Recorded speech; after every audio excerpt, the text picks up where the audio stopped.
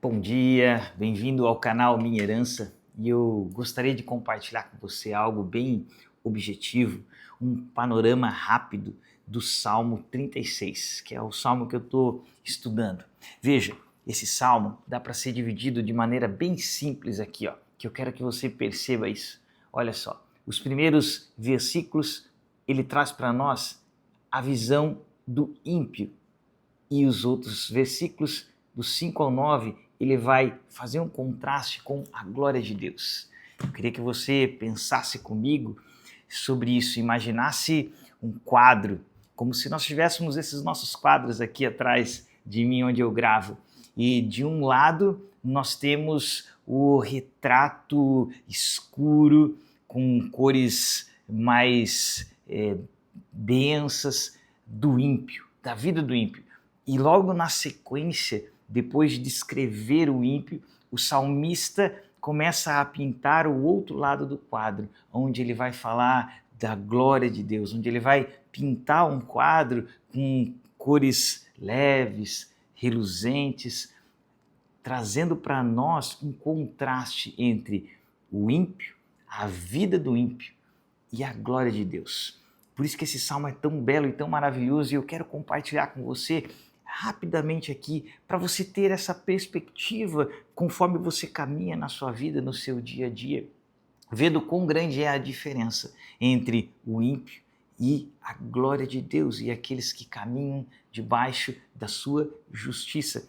Olha só como o salmista traça essa diferença. Veja a parte que ele diz do ímpio. Há no meu íntimo um oráculo a respeito da maldade do ímpio. Aí ele vai começar a falar a respeito dessa maldade do ímpio. Ele diz assim: aos seus olhos é inútil temer a Deus. Isso é a percepção, essa é a percepção do ímpio. Ele vai dizer: olha, aos olhos do ímpio é inútil temer a Deus. Ele se acha tão importante que não percebe nem rejeita o seu pecado. As palavras da sua boca são maldosas e são traiçoeiras. Abandonou o bom senso. Vá percebendo aqui as características do ímpio. Ele não quer fazer o bem. Versículo 4, até na sua cama ele planeja maldade. Nada há de bom no caminho a que ele se entregou e ele nunca rejeita o mal. Veja só que perspectiva, né? Que pintura que ele faz para nós aqui ao abrir o salmo a respeito do ímpio, alguém que não teme a Deus, que ele não vê utilidade, ele olha para as coisas de Deus, para os caminhos de Deus e ele os despreza, ele relativiza a Bíblia, ele vai buscando apenas os seus caminhos. Ele diz aqui, ele se acha tão importante, ou seja, ele está tão voltado para si mesmo, para os seus desejos, para as suas buscas, para aquilo que ele deseja conquistar aqui nesse mundo, que ele volta suas costas para Deus.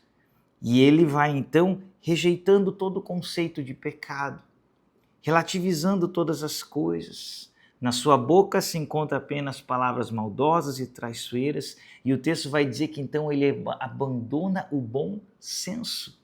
Esse é algo que caracteriza muito o ímpio, quando ele começa a abandonar o bom senso e não quer mais fazer o bem, chegando ao ponto que ele vai dizer que até mesmo na sua cama, quando as pessoas normalmente deitam suas cabeças para descansar, o ímpio está tão envolvido em suas maldades que agora na cama, no seu momento de descanso, ele usa isso para maquinar o mal, para engendrar em sua mente as suas mentiras.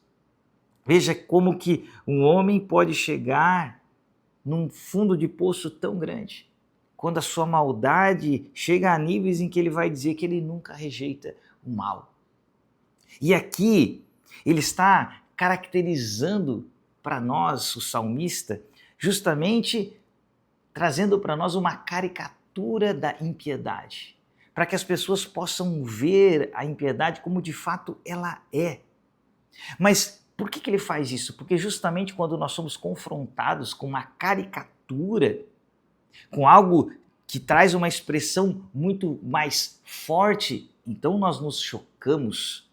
Porque, em certa medida, a impiedade habita no mundo, mas às vezes ainda de maneira muito mais velada entre as pessoas.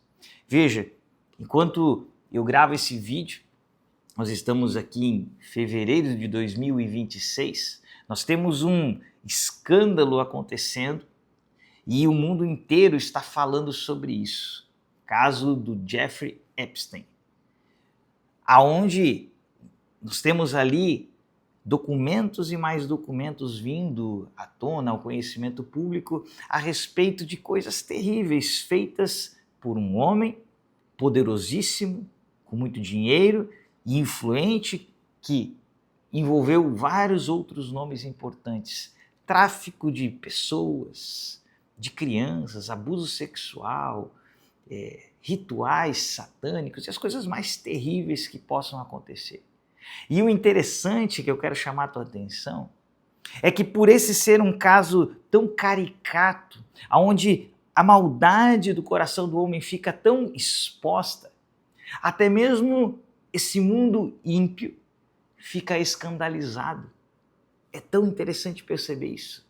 Aqueles repórteres, aquelas pessoas em que aplaudem todo tipo de iniquidade que é mostrada na televisão, os canais de televisão que relativizaram completamente a sexualidade, que colocam programas de televisão de trisal, onde para eles hoje toda a moralidade está relativizada, onde o importante é a pessoa extravasar todos os seus desejos e experimentar todas as opções sexuais. Essas redes de televisão, esses mesmos repórteres, essas mesmas pessoas que relativizam tudo, onde já não existe mais homem e mulher, mas tudo é absolutamente relativo, onde eles aplaudem e fomentam tudo com relação à ideologia de gênero, essas mesmas pessoas que têm abandonado o bom senso, que não são capazes de olhar para alguém e dizer isso é real, isso é pecado ou isso não é. Estas mesmas pessoas, quando veem o pecado tão caricato, quando veem ali a que ponto pode chegar a depravação do homem, quando o homem é largado a si mesmo, a sua própria maldade, a que ponto pode chegar? Então eles mesmos se espantam com essa imagem do ímpio. Por isso que é tão importante nós vermos isso aqui, o salmista fazendo uma caricatura do ímpio, para que nós possamos nos chocar diante de qual ponto que a impiedade pode chegar. Nós temos visto recentemente, através desse livro que chegou também, Pastores à Venda, como que esse mundo tem trabalhado e estes homens poderosos, assim como Jeffrey Epstein, usam seu dinheiro, têm usado seu dinheiro já lá nos Estados Unidos para corromperem pastores, para fazerem com que eles justamente façam o que o verso 3 diz, abandonem o bom senso. Pastores têm parado de conseguir chamar o pecado de pecado. Quando eles têm sido confrontados a respeito da sexualidade, eles já não conseguem mais dizer, sim, isso é pecado. Eles dizem, veja bem, nós precisamos analisar melhor. E já não se consegue mais chamar a impiedade de impiedade, o mal de mal. E assim, eles vão trazendo misturas e confusão ao evangelho. E assim a impiedade vai penetrando, com aparência de bondade, só que no fundo, o final da impiedade é esse retrato terrível, negro, porque nunca se encontra um fundo do poço quando o assunto é pecado, sempre há um degrau a mais para se descer. E aqueles que se entregam ao pecado, que já experimentaram isso, sabem, a droga nunca vai ser suficiente na mesma dosagem. As aventuras sexuais, aqueles que se entregam às depravações, começam sempre de maneira pequena, com pequenas coisas de pornografia, mas aquilo já não é mais suficiente, precisa-se de algo a mais e de algo a mais, e assim as entregas vão se tornando cada vez maiores, e quando a pessoa vê, a maldade atingiu níveis assustadores e caricatos, como aquilo que nós temos aqui no Salmo 36, ou hoje estamos vendo estampados nos jornais e nas notícias de Jeffrey Epstein.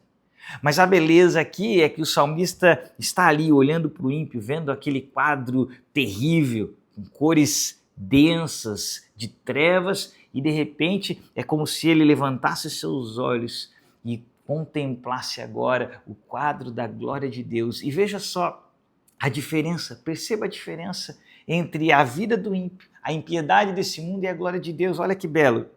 Ele vai dizer assim: o teu amor, Senhor, chega até os céus. Ele começa falando do amor de Deus, que é um amor que é maior do que tudo. E ele diz: a tua fidelidade até as nuvens e a tua justiça é firme como as altas montanhas. Olha só, as tuas decisões são insondáveis como o grande mar. Tu, Senhor, preservas tanto os homens quanto os animais. Como é precioso o teu amor, ó Deus! Os homens encontram refúgio à sombra das tuas asas. Eles se banqueteiam na fartura da tua casa. Tu lhes dás de beber do teu rio de delícias.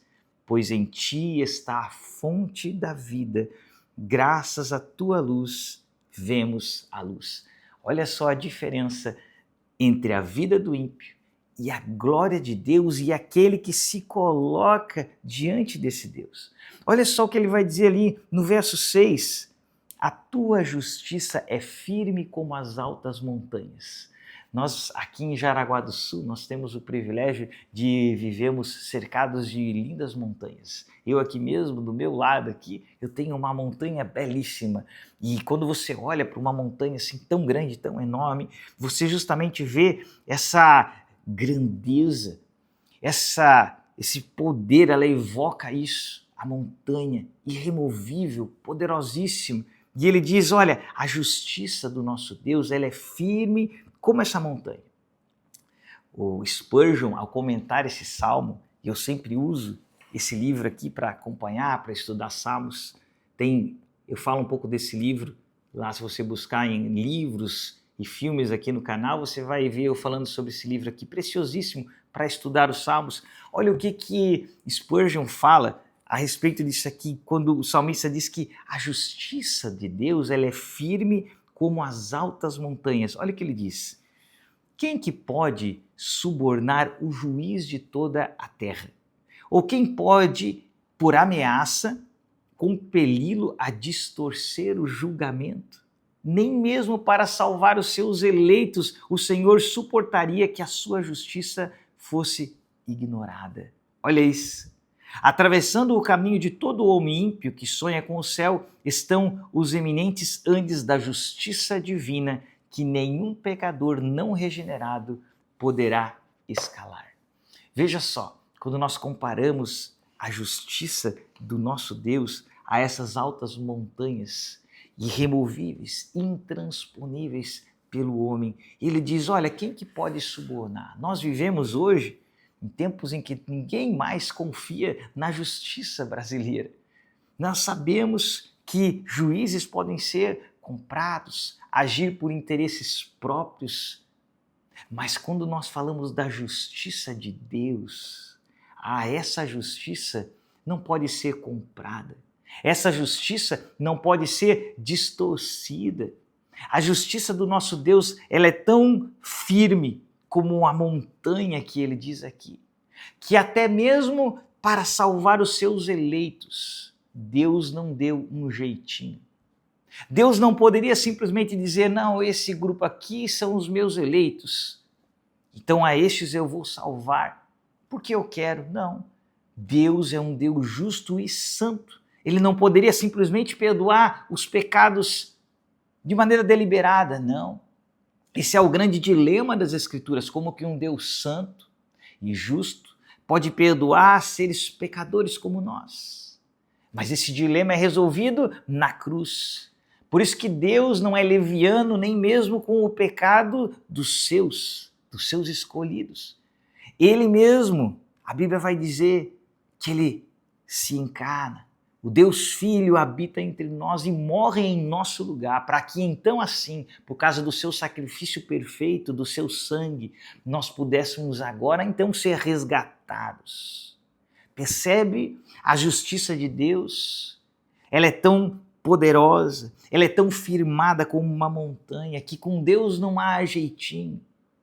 Por isso, quando nós olhamos para Deus, nós podemos ter confiança. Nós podemos saber que em Deus nós podemos descansar debaixo, ele diz aqui, das suas asas, debaixo da sua justiça, e saber que quando nós colocamos os nossos olhos em Deus, nós podemos confiar nele. E ele vai dizer aqui, pois em ti, Senhor, está a fonte da vida. Graças à tua luz, vemos a luz. E esse é o quadro que eu quero que você perceba. Querido, em qual dos quadros você quer colocar o teu olhar essa semana, todos os dias da tua vida? Você quer se espelhar no ímpio, nesse mundo cheio de impiedade, de relativismos morais, aonde o fim disso é sempre a perdição? Ou você quer firmar os teus olhos na glória de Deus, na justiça de Deus, na palavra de Deus, aonde o fim é a vida, graça e luz? Essa é a escolha que nós temos que fazer, essa é a escolha que a palavra de Deus coloca diante de nós. E ela diz, nós somos confrontados, assim como Elias confrontou o povo. Até quando vocês vão ficar entre dois pensamentos? Se Deus é o Senhor de vocês, sirvam a Deus. Agora, se Baal é o Senhor, se vocês querem viver na impiedade, então vivam e se entreguem a isso. Mas tenham uma escolha. Nós temos dois quadros diante de nós. A impiedade do mundo e a glória de Deus. Só que saiba, veja, no finalzinho do Salmo ele vai trazer o resultado desse confronto. Ele vai dizer no verso 10, estende teu amor aos que te conhecem, a tua justiça aos que são retos de coração. Aqueles que se abrigam no Senhor receberão neles o amor, a graça e a justiça. E no versículo 11 e 12 ele vai dizer, não permita, Senhor, que o arrogante me pisoteie, nem que a mão do ímpio me faça recuar. E ele diz no versículo 12, o resultado desse confronto entre o ímpio e a glória de Deus. Ele diz assim, ó, lá estão os malfeitores caídos, lançados ao chão, incapazes de se levantar. Saiba que entre aquilo que talvez nós nem possamos chamar de luta entre Deus e o mal, sempre Deus prevalecerá. Os reinos se levantam e o Salmo 2 vai dizer que o Senhor se ri deles, porque não há batalha real, porque Deus é soberano e ninguém pode vencê-lo. Então, que nós possamos fazer a escolha correta, que nós possamos colocar nossos olhos na glória de Deus e não na impiedade desse mundo, que nós possamos alimentar nossos corações com aquilo que é de Deus, com a sua palavra, e não com aquilo que esse mundo joga de lixo nas nossas mentes, nos nossos corações, através de toda essa mídia nojenta, poluída que nós temos hoje. Cuide do seu coração, cuide da sua mente, cuide do que você assiste, cuide do que você lê, para que nós possamos experimentar da glória de Deus e não viver na impiedade desse mundo. Querido, que você fique com esse salmo no seu coração, curte esse vídeo se ele foi bênção para você, compartilha ele. E se você não é inscrito no canal, se inscreve, vamos caminhar juntos, desfrutando da palavra de Deus. Que o Senhor te abençoe e até o nosso próximo vídeo.